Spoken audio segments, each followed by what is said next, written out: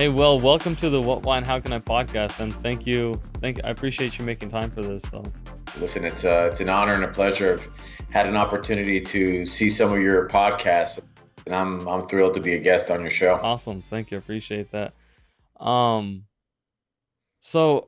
in your bio that you sent me, I kind of want to get to know you because you sound like a very interesting man. You said you come from the corporate world and Mhm. you left all that behind to kind of help others because you've learned so much from your own experience. Sure. And Uh, you know, go ahead, go ahead. no. Go ahead. I'll let you finish your No, question. and so what I was gonna say is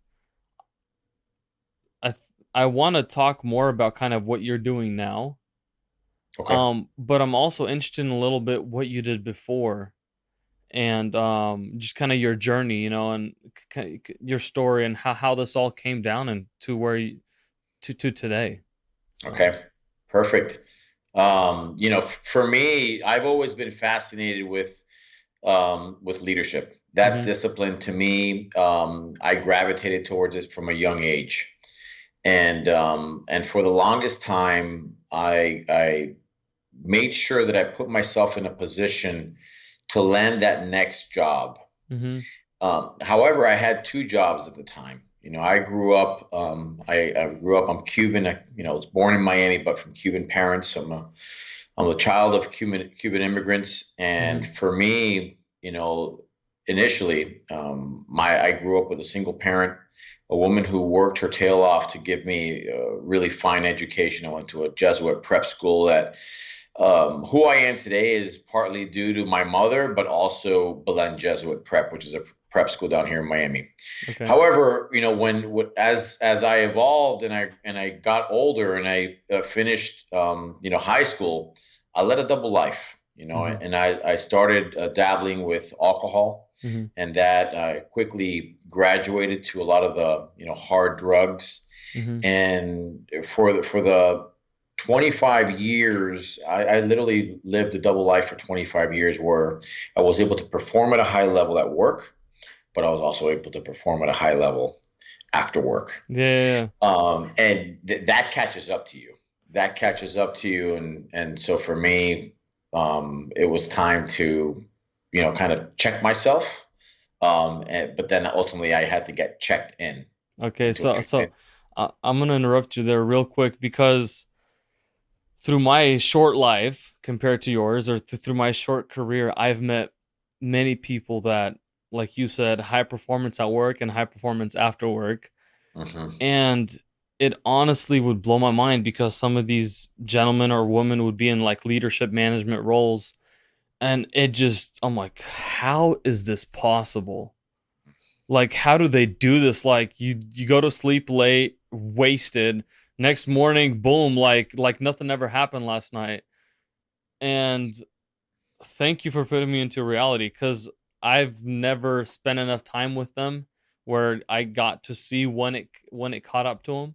Hmm. But that's a definitely an eye opener to me. Thankfully, I was raised in a home with no alcohol, no drugs, and by the grace of God, I kind of walked right around that. I don't know how, but You were spared, and what a great sparing that was. I've suffered the consequences of my disease at a high level. mhm. I've been institutionalized 3 times Well, because of my addiction to alcohol and drugs. mhm, Despite that, I led large commercial sales teams mhm, to a high level. And so I was always anchored to performance.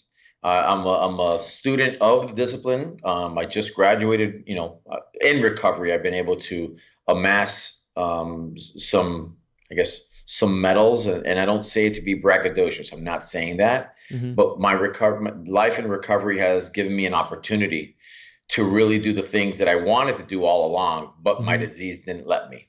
And Okay. so, but yeah, I've lost a lot in as a result of my disease. I've been married several times. I lost custody of my son while I was in treatment Mhm, in Mississippi. When you're broken and you are broken, mhm, the last thing you want is to lose custody of your son, where because for me, it's always been about leaving a legacy for my son. Okay. And that to me was literally what broke my back. It wasn't Mm. alcohol or drugs. Don't get me wrong, there was consequences that I had to pay as a result of being an addict. Mhm. But what really broke my back was not really being able to be the leader, Mhm. just staying on that same principle, not being able to be the leader to my son, which is ultimately the job that I find the most gratifying. And so for me, I came to the realization that I'm a man of faith, always have been, Mhm. despite my addiction. Mhm. I'm a man who's like strives to perform at a high level and really influence in a good way, positive way, others. Mhm. But at the same time, just being able to, be the best father that I could be. And luckily, a couple of mango seasons now have passed, and I've been clean and sober for a number of years now, Nice. and Congratulations. yeah, thank you. And so with me now, I'm literally building a platform to help destigmatize not only addiction, right? Mhm. Because addiction does not discriminate. To your point, you Right. can be a neurosurgeon, you could be, top-notch journalist, news anchor, somebody who has a lot of respect in the community, but you're afflicted with this disease. You don't get to pick it. And addiction is a disease that tells you you're not sick. It tells you you don't have a disease. Mhm. What's one drink? And Mhm. for the alcoholic drug addict, one drink is never enough.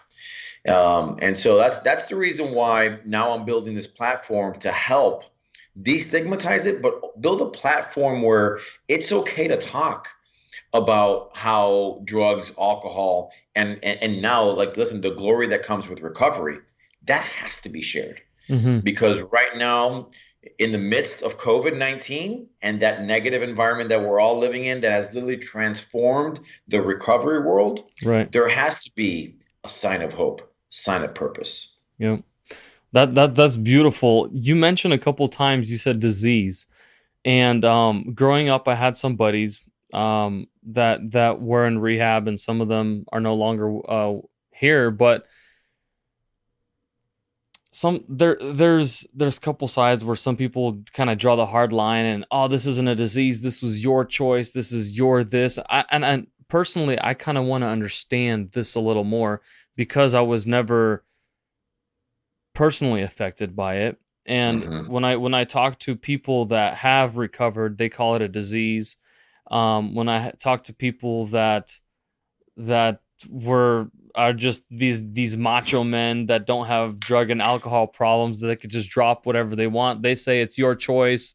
This is not a disease. Blah blah. Can you kind of help me understand those points of view and how you see that? It's almost laughable when they say that. Okay.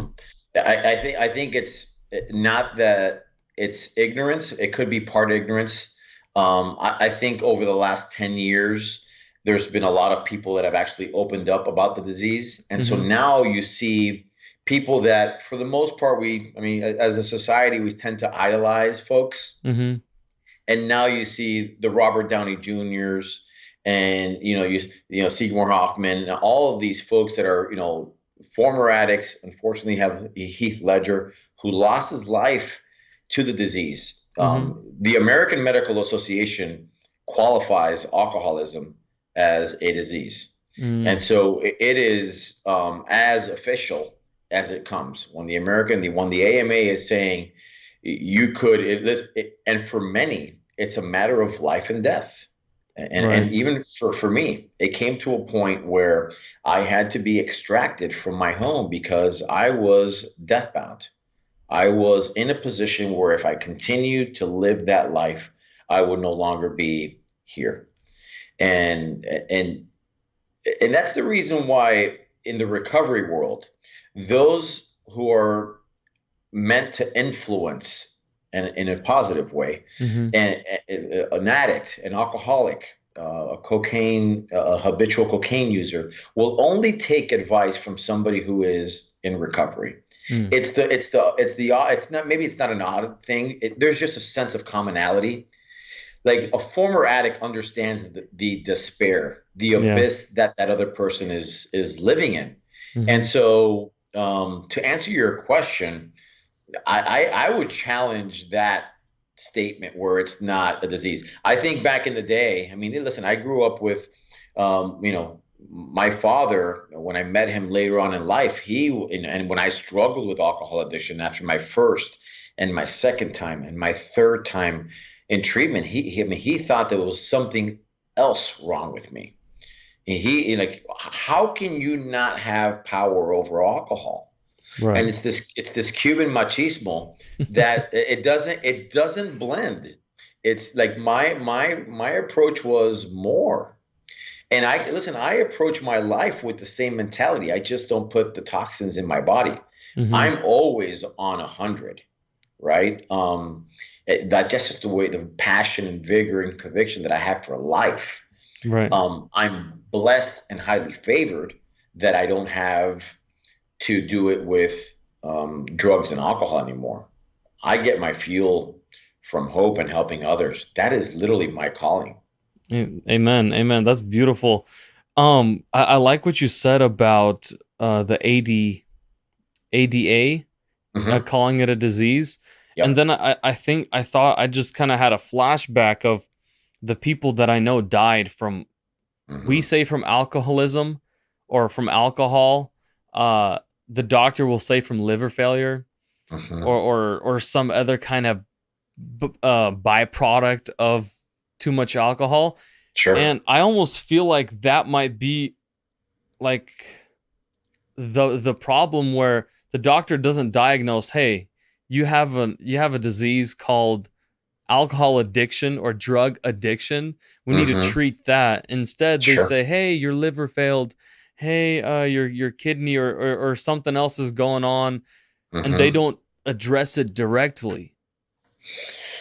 Listen, one of the initial conversations that I had with my physician was exactly that. And it was more of, patchwork on, something that a pill is not going to take care of. Mm-hmm. You literally, obviously different, addiction and years in addiction varies, right? Or I guess the level of your addiction varies depending on how long you've been an addict. Mm-hmm. But I am a firm believer in addiction treatment and Mm-hmm. and actually in residence addiction treatment.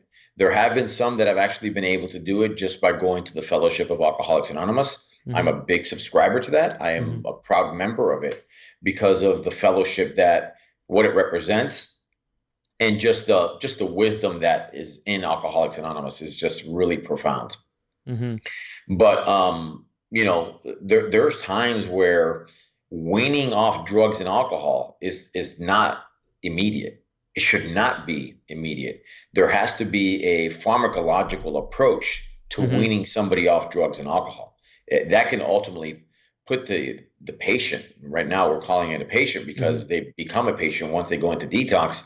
That has to be done pharmacologically and with medical supervision. Otherwise, you run the risk of death. Okay. Right. I mean, there's something called DTs where you're literally seizing, and you could die from the seizing of alcohol from one day to the next. So you don't recommend cold turkey, drop the drugs or drop the alcohol. I mean, and somebody that's thinking about it probably should consult someone that has had experience, or maybe someone that did recover. So, what is the altered state? What is it that you're offering now? I know you're working on a couple projects, kind Sure. of trying to set the roots for the altered state. Let's talk a little bit about that. Excellent. Yeah. So for me, maybe for you and I, altered state on a conventional platform is, you're having an out of body experience. You're drunk. You're high. You're not being yourself. Mm-hmm. For me, I've been able to achieve an altered state like never before as a result of my recovery. Okay, I like that. You flipped it. And we're doing everything, and we're flipping it on its head, on its Yeah. ugly head, because addiction is that ugly. Yeah. And so when I was in treatment, I fully understood that despite my willpower, Mhm. because I've I've been an extreme ultra marathoner. I've done Ironmans. I've done a lot of endurance sports that requires a lot of mental fortitude, mental strength. Hmm. But I knew that this disease had me like this. There Really? was there was no I couldn't do anything. And this is one battle, this is one war that I am so happy I lost. That's crazy because I'm you say that I'm so mentally strong and do all these athletic things and I can control my mind except for that one thing. Yeah, That's it is it's a disease like I shared that tells you you're not sick. And so you start believing things. And I often tell the gentlemen and women that I work with, thoughts become things. hmm And if you think that, hmm it's just a matter of time before you pick up a drink, right? And so altered state is essentially the genesis of altered state started back when I was in treatment because I knew that willpower wasn't going to get me to where I needed to go, hmm right? I had lost this battle many times over. And so I literally built four pillars in my life to help me lead a life in recovery. hmm And despite the fact that I was an addict, hmm I was always positive. I always had a positive mindset, which is almost like an oxymoron, but it's the truth. Yeah. I've always been positive. Um, and so one of the categories is positive mindset. And so we're building a personal development platform to really highlight a positive mindset. The second category that a lot of people, especially again, people have lost their purpose in this whole environment, is looking at self care and self love. hmm How much do you love yourself? We're now oftentimes we're looking at character flaws versus character strengths. hmm Why is that? This is a society now that is anchored more and gravitates more towards the negative. And for me, I knew that I had to completely rewire my brain to give myself a chance. And so I had to train myself on how to love myself, hmm let go of the bag of rocks that I had been carrying for 25 years. hmm Every hurt, hang up thing that I did, I just put it into the bag and put it into the bag. Guess what? After 25 years, that bag is really heavy. Yes. And so this was another category that I had to build hmm to just get me back to being the best version of Tony. Okay. The third one is, just with my background in athletics, Yeah. I wanted to adopt an exercise regimen. For hmm me now, I'm calling it more than exercise. I'm calling it movement, right? Okay. Because I want to make sure that altered state meets the individual wherever they're at. It's not only if you're a fitness, fanatic and hmm you can run a marathon. What happens to the individual that wants to run a 5K but he can't because hmm he thinks he can't and doesn't have a plan in place? So hmm that's another category. And then the fourth one is just this whole cleansing component, which is made up of meditation and just like, juice detoxing, a lot of tea. I do drink coffee, a lot of it, but it's just that's another component. And I hate to turn on this cliche, but like really living on this thought where, you are what you eat. And you Right. can't expect to be good in every aspect of your life if you're putting garbage in your mouth. And so that's what altered state is. And, Okay. and we're literally building a 30, a 60, and a 90-day plan to ensure that people have an opportunity to really let go of that baggage, really anchor and lean into that positive mindset, start to build those healthy habits that are going to allow them to live a longer, healthier, more productive life. And Okay. we've had some great testimonials that have come. We're literally going to launch our first beta phase now in 3 weeks, hmm and we should do a full-on launch in sometime in late September. Okay. Awesome. Yeah. Um, Help me understand, and maybe somebody listening or watching, how to tell themselves that, hey, I have an alcohol problem, because too many times I've heard people kind of be like, I need to lose some weight. I'll stop alcohol Monday to Friday, only on the weekends. So it seems like they know they have a little bit of an issue, but they kind of blame it on like it's a diet issue. It's not really a Sure. alcohol. I mean, you've probably know a little more than me about that type of stuff. No, Let's touch on that. that's a great question. Listen, I often say, hey, you have to do two things. Yeah. One is make a decision. And it's not just a decision that you make lightly. It's not like a decision that you make about where you're going to go eat lunch. It's a decision that actually needs to be made, and you have to think about it for a couple of days. Mm. Because the next one is even more important, is the commitment to that decision, right? Mm-hmm. And out goes the unhealthy habits. I mean, I'm not saying to eliminate completely alcohol, because the platform is not only for people in recovery. And I think it's important just to talk about the category of recovery. Mm-hmm. We are all, I'm encompassing every human being here. We all have something that we're trying to shed. We Mm-hmm. all have something that we're trying to improve in our life. We all have something that has plagued us for quite some time, Mm-hmm. right? And so when you look at, the trilogy, which we call it the altered state trilogy, which is, life, health, and recovery. Mm-hmm. It's recovery from a lot of things. It could be recovery from a bad divorce, PTSD, alcohol, drugs, a bad relationship, codependency. It has to do with a lot. And when you look at those four categories, these are the critical success factors that are going to help you shed that. Mm. And so, that's the reason why recovery is a very broad term that I think a lot of people only associate it to drugs and alcohol. Right. You It could be is recovering from debt. absolutely Okay. social media addiction. Mm-hmm. Yeah. People eat poor, like, there's an addiction to, like, gambling. How are Right. you recovering? So it's so broad. Mm-hmm. And so I want to make sure that the platform is all encompassing, so that, we have a broad reach.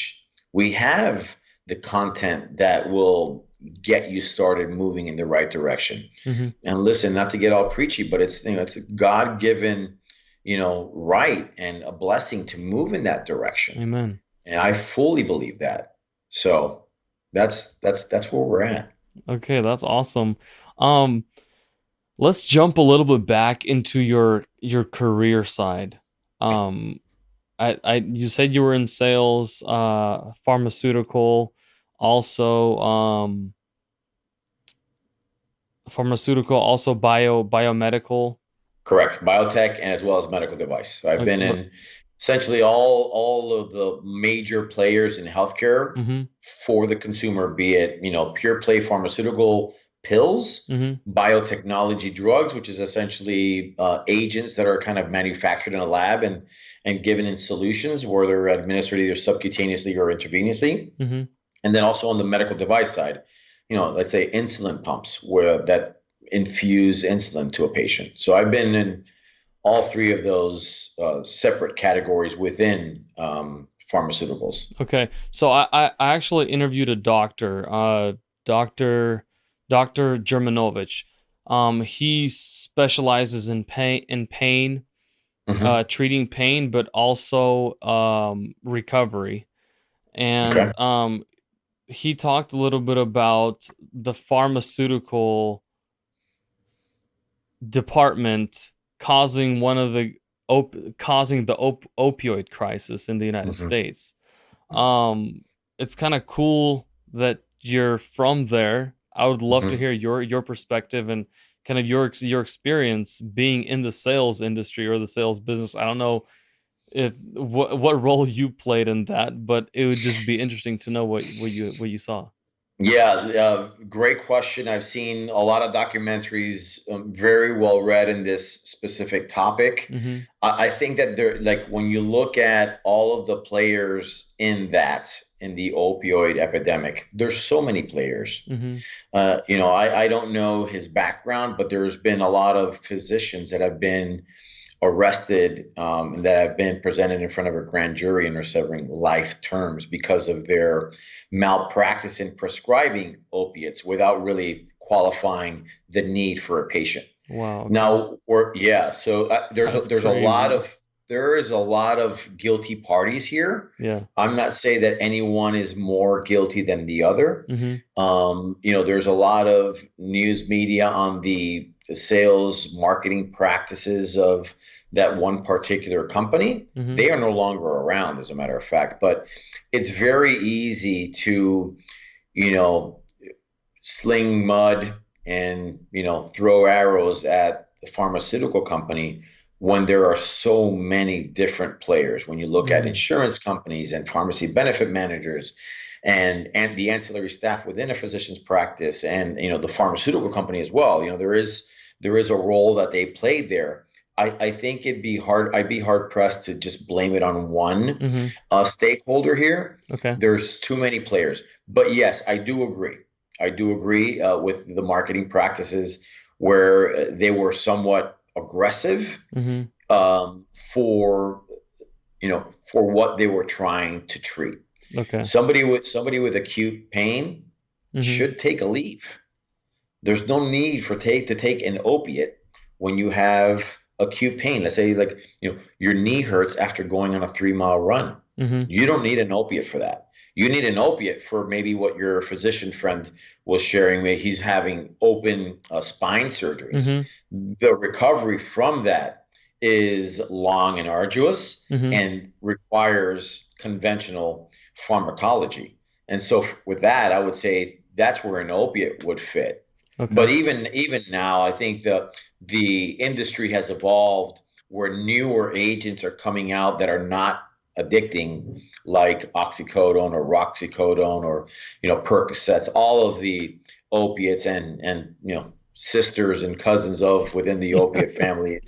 It is scary. It is Yes. scary. I'll share, when I was in treatment, we had two individuals who lost their lives. And you think this is a very preserved environment where there is no drugs or alcohol. Mm-hmm. Well, not the case. We had, one person overdose while in treatment. Wow. And then we also had another individual commit suicide as a result of not being able to get their fix. Wow, And that's so crazy. those are things that happen that, that shows you how cunning, baffling, and powerful this disease is. Mm-hmm. You So know, this is definitely a physical disease, but would you say it's also a spiritual one?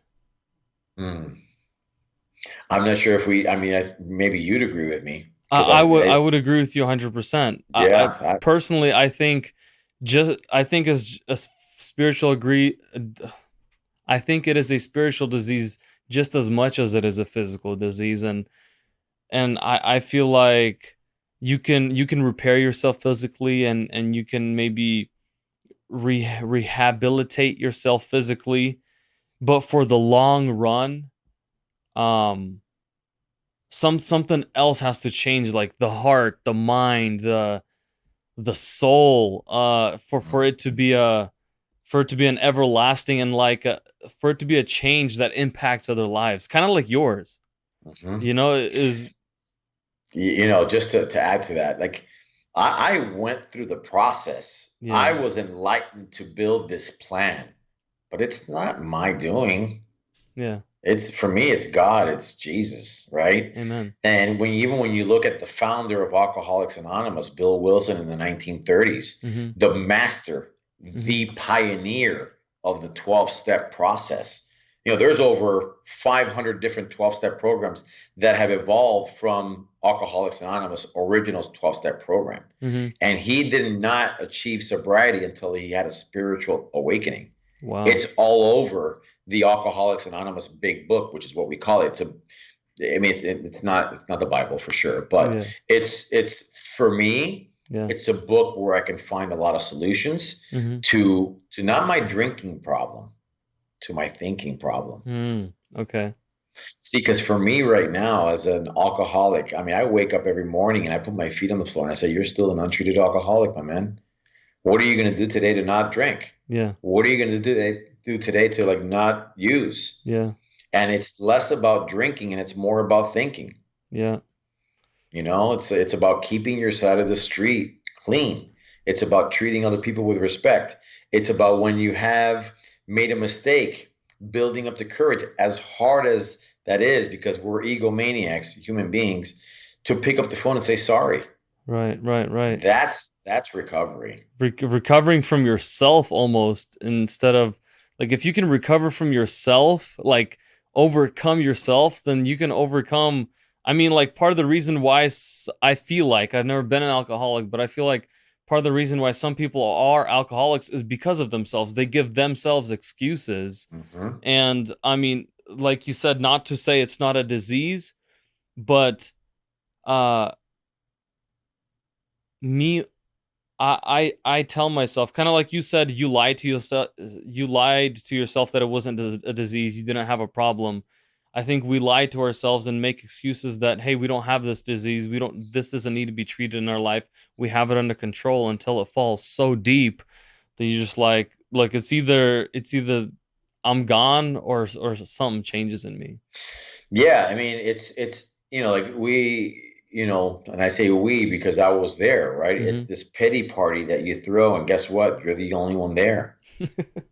You're the only guy there saying how miserable my life is. I can't believe this. I didn't get a chance. That's all a lie. Yeah. It's this whole like, alcoholics, and I can say this because I'm an alcoholic in recovery. It's Hmm. like you're an egomaniac with an inferiority complex. You are an egomaniac with an inferiority complex, and that is so true. You think all these great things about yourself, but then when you're alone, you're thinking, "Man, I am doomed." Yeah, yeah, And so and that is literally a walk with somebody that's not, your higher power. And they call it the higher power. For me, we've right, talked about what my higher power is. But right. if you're aligned to your higher power, you have a chance.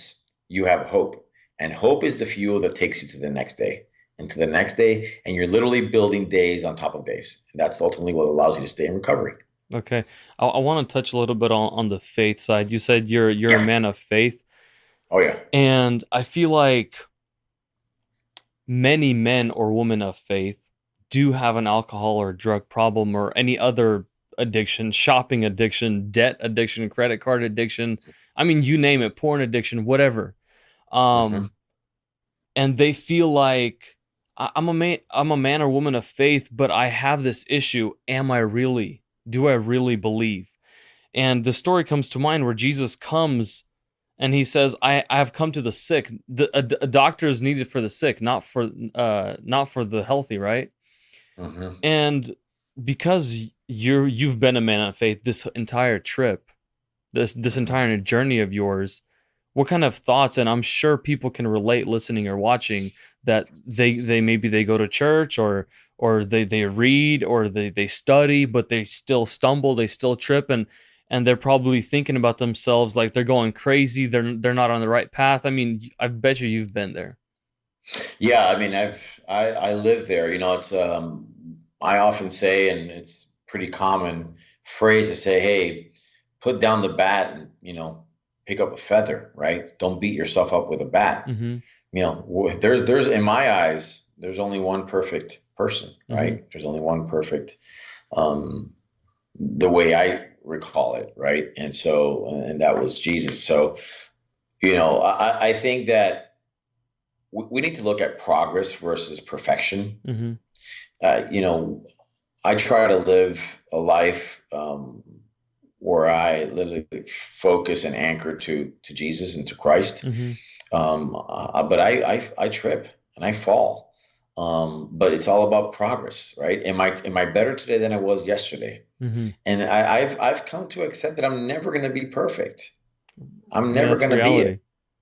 Yeah, and for me, it's the growth comes in understanding and measuring where you came from. Whether it's like whether you're in fitness, whether you're in recovery, how about in your faith? Mhm. Like where I am right now as a man of faith is completely different from where I was when I got into treatment, where I was 20 years ago. Mhm. And I went to a Jesuit high school. I've always had faith in my life. Mhm. And my faith today is so strong, but yet it's still not even close to where I want it to be. But it fuels me. Right. It fuels hope in my life. And and listen, my faith puts me in a position where I let go of the steering wheel as hard as that is for me to do. Because I'm just a little player in this chess game. Mhm. The master chess player is doing it all himself, right? Yes, sir. Yes, sir. And so for me, like even when I, coming from the corporate world into this life now, right? Mhm. There's it's an anxiety driven decision. You're leaving, compensation, you're leaving this standard of living that you've been, blessed to have for 22 years to now take this leap of faith Mm-hmm. because you hear your calling. It's more than just me wanting to promote hope and, solutions to helping people live a better life. Mm-hmm. I really do feel a calling. It is that ingrained in me, and I've heard it and I feel it. That's beautiful. So hopefully that answers your question. Yeah, yeah, yeah. No, no, that makes sense. Yeah. So, I mean, if people are wrestling with faith and with an addiction, like you said, if you measure it by progress, every day is going to be a battle, no matter how holy you think you are. If you're battling with something, you're battling with there's something you have to fight every day, you know? People today are saying, Tony, your recovery is so strong. And in my head, I'm thinking, if you only knew the path, guess what? It wasn't linear. Mm-hmm. It was filled with bumps, peaks and valleys, shortcomings, depression. Mm-hmm. That's and where I am today in terms of my faith and my recovery. That's the progress. Can it continue to improve? Absolutely. I'm going to work at it every day, Mm-hmm. but it's light years from what it was a month ago. Right. Wow. A month ago. So yeah, I would say the same thing applies to anybody struggling. If they're getting discouraged by their path and Mm-hmm. their path that's filled with peaks and troughs. Mm-hmm. Stay true to who you are, look up, put your chin up, and that's where the sun is. Yes, sir. So, your corporate world, a sales guy. Hmm. I've heard bad things said about sales guys. Yeah. And then I've heard good things said about sales guys, like if you want to be successful, if you want to make good money, become a sales guy. Other people Hmm. say if you want to lose everything you have and more, become a sales guy.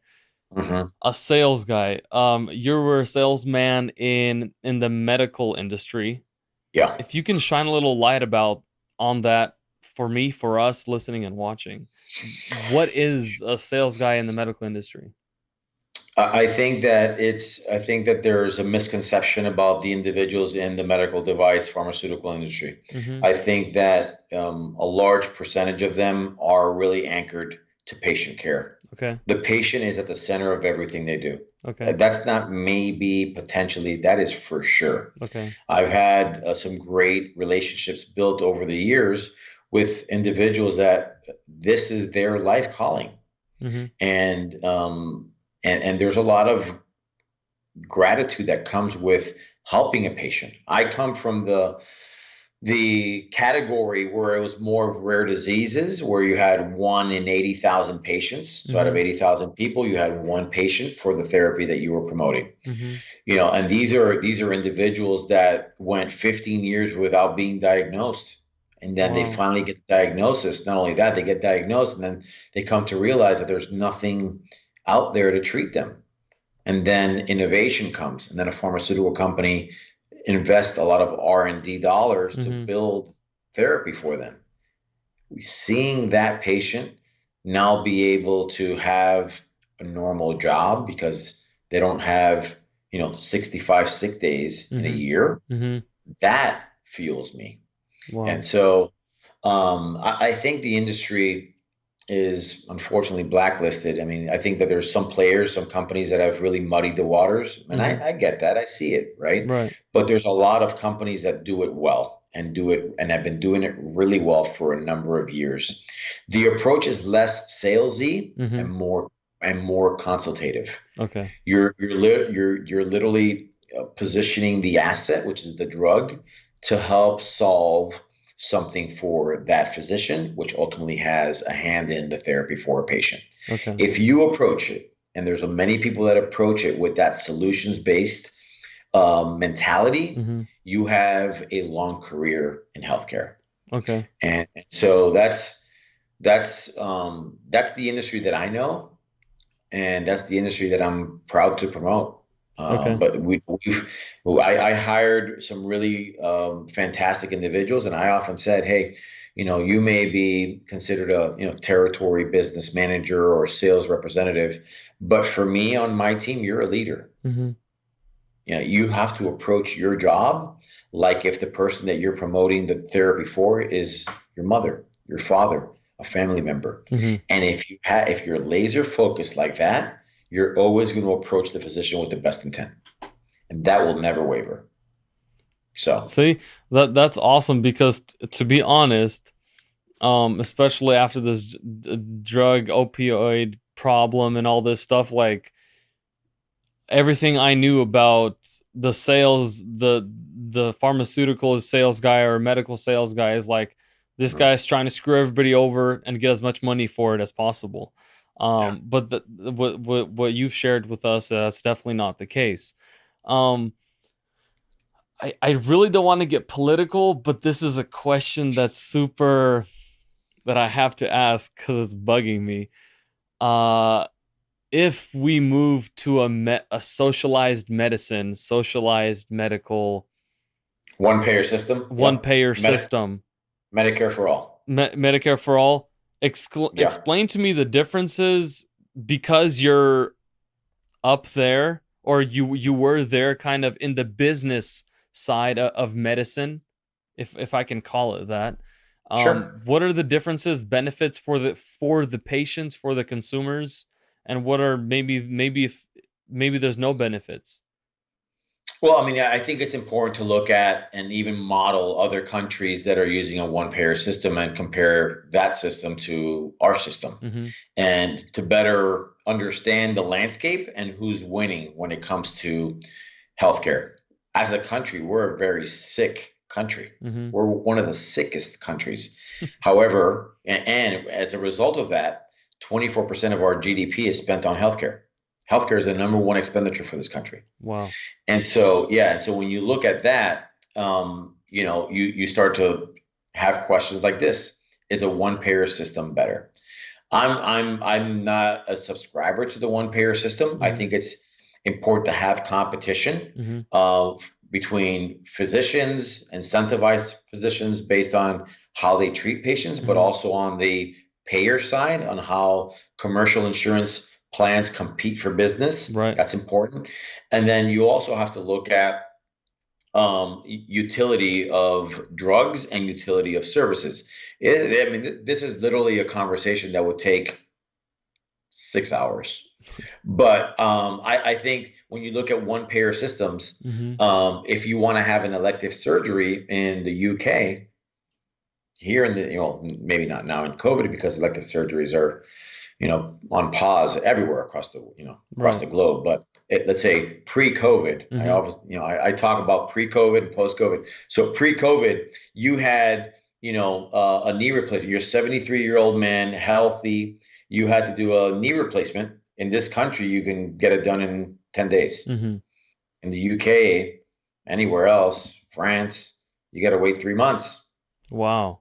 So there's a long line of people that want to get the same surgery, right? And so that complicates now you complicate quality of life measures, right? Right. Now that you have a 73-year-old man who's just living in pain and discomfort. Well, that's the only thing that's available to him. There is a certain, like maybe 10% of, let's say in the UK, 10% of the population does have, private insurance where they can take advantage of something like this, like they would in the same model like we have here in the US. But guess what? It's crazy expensive. Mm-hmm. Crazy expensive. It's expensive like it is here. Yeah. Yeah. So there's give and take everywhere. It is not the cure all for all. It is very expensive to implement a one payer system. Mm-hmm. Medicare is so costly to the U.S. And when you look at the aging population, it's just going to continue to magnify that expenditure. So those are things that, in theory, it looks great, but in Right. I mean, practice, free stuff. yeah, and whenever you can promote free 99, I mean, Yeah. I subscribe to free 99, but it doesn't make fiscal sense to do that. Um, you know, Does it make sense? Yeah, but at what expense, right? Like the expense of somebody now like living in pain for 7, 8 months before they get that surgery. So And, it's complicated. and I'm like thinking, if there's a say there's a line of 40 people for a knee surgery, do Hmm. you treat the 20-year-old first or the 73-year-old first? I mean, if it's a line for everybody, you want to respect your elders, but then the 20-year-old has maybe a family, kids to feed, he needs to go back to work. Who makes those decisions? And that's a touchy subject, like you said. That'd be interesting to come back to one day, maybe. Yeah, and listen, healthcare, there's such an emotional undercurrent to healthcare, right? You Mm-hmm. think you have the right to healthcare. Right. Well, it depends. Depends on where you live. Some call it a right, some call it, like you have to pay for it, Mm-hmm. right? And there's a lot of, medical journals now writing on rationing of services of healthcare. An 85-year-old, patient who has cancer, Mm-hmm. and he has a life expectancy of like maybe 4 or 5 more months, yet hospitals and physicians are running the gamut on this patient. And that's going to ultimately drive up costs Right. to the overall cost of care. And why is that happening? So That's there, crazy. there's so many variables in this argument. Mm-hmm. We haven't solved it, and we have some brilliant, healthcare economists on this, Yeah. and we still haven't solved it. So because this is a partisan thing, and there's vested interest in both sides of the aisle, Right. and so it's complicated. Definitely complicated. Let's move a little bit to the why. And you talked a little bit about why you decided to ultimately deal with your disease, um, your son, your family, and what. So my why question would be, why choose to fight the disease? What are the benefits of uh, of of being sober? Because you did mention you were able to perform 100% at work as a leader, but then also 100% perform on your performance drugs, alcohol, whatever it was. Somebody like yourself out there is listening. You're like, this guy's crazy. I could do both. Everything's fine. I still have a job. I'm going to say the key word, yet. Yet. You you haven't lost your job yet. You Okay. haven't gotten a DUI yet. You haven't lost your family yet. The disease wins all the time. I haven't seen anybody who has, you know, addiction in their family, or they are an addict or an alcoholic, beat the disease. Mm-hmm. It doesn't happen. The only way you beat it is by abstaining from it. You Okay. have to recoil like a hot flame. It's literally that bad. Wow. And so it's just a matter of like, yeah, I could have, I managed it for a long time, Mm-hmm. but the disease it's progressive. It gets worse with time. You're never at the same level. My first drunk was perfect. I mean, I should have known Mm-hmm. that after my first drunk that I knew what was going to happen 25 years later. I blacked out my first drunk, Mm-hmm. threw up. I was on vacation. It's horrible. I ruined everybody's vacation. Guess what? Guess how many vacations I ruined after that? Many more. A lot of them. A lot of them. A lot of them. And Yeah. so for me now, I've been able to reestablish myself with, my brother, who is, my best friend. He's like a father figure to me. But I put a lot of people through hell, man. And I've made amends, which is great. Yeah. But and the reason why I shun from even the thought of picking up a drink or a drug is, can you imagine the work I'm gonna have to that I'm gonna have to put in to reestablish what I've been able to get back? Right. Oh God, no. Like, it's a fleeting thought. Like, even like, like sometimes you're like, football game. I'm a big Florida State fan. I'm a big Miami Dolphin fan. If for when I get to the stadium, I say for like maybe a 5 seconds, God, that beer would be cool. Mm-hmm. Then and then I just go to my memory bank and I'll say, okay, I've been through 35 Dolphin games, 34 of which I was inebriated. 33 of those ended up really poorly. Oh my god. so so it's a fleeting thought, my man. It goes in and I land back on my feet and I say, thank goodness I don't have to make that decision today. Yeah. The one that I'm going to make today is one that I'm not going to drink. Dang. And I bet it feels good to walk out of the stadium and just clear-minded. good.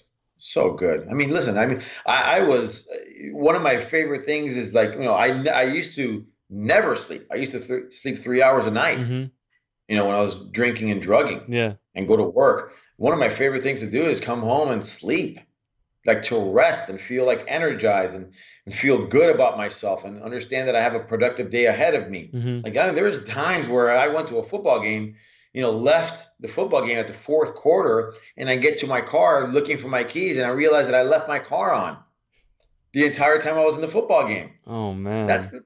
that's not normal. Yeah, yeah, That's not normal. And so my life now is I approach it. It's much easier.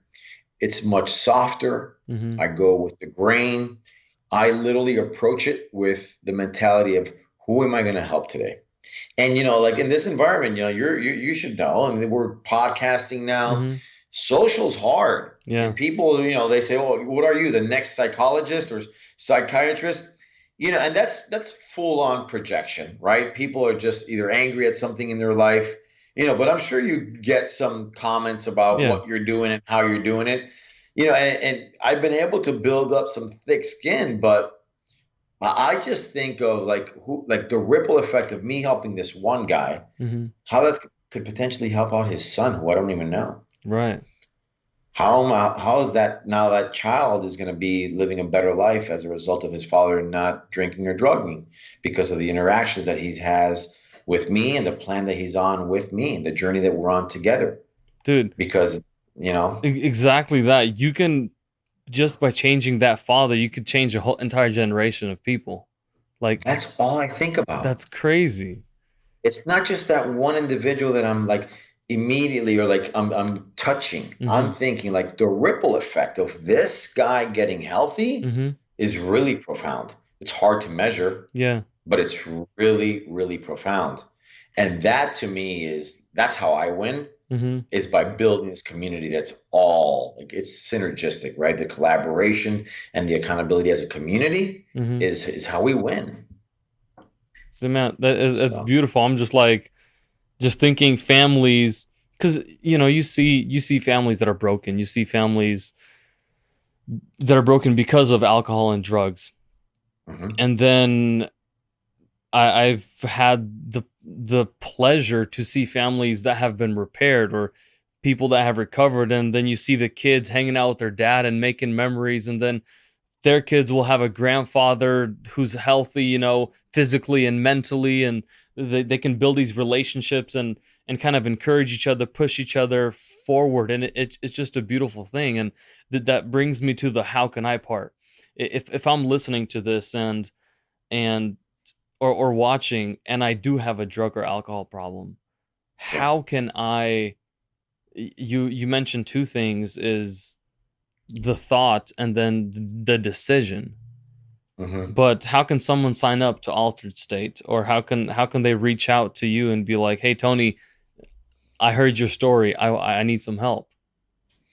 I would highly encourage them to DM me. Mhm. Once we exchange a DM, I won't have any problems.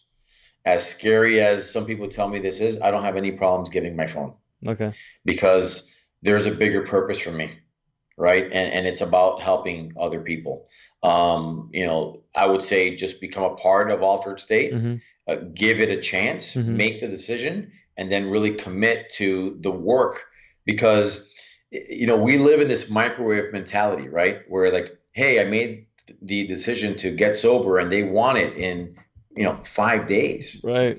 Like the growth comes in the journey, putting that left foot, right foot. That's when you start shedding. Mm-hmm. But to answer your question, I mean, I am all about, having individuals, reach out to me personally, or even reach out to you, and we can obviously, connect. Mm-hmm. But I am available.